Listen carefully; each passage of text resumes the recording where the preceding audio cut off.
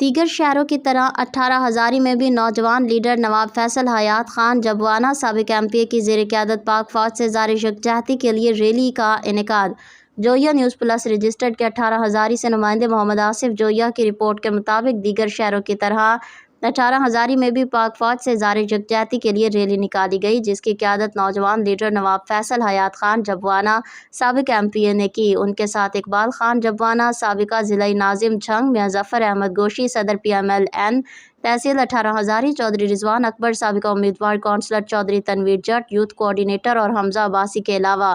سینکڑوں تاجران، شہریوں اور نجی اور سرکاری اسکولز کے طلباء اور اساتذہ نے بھرپور شرکت کی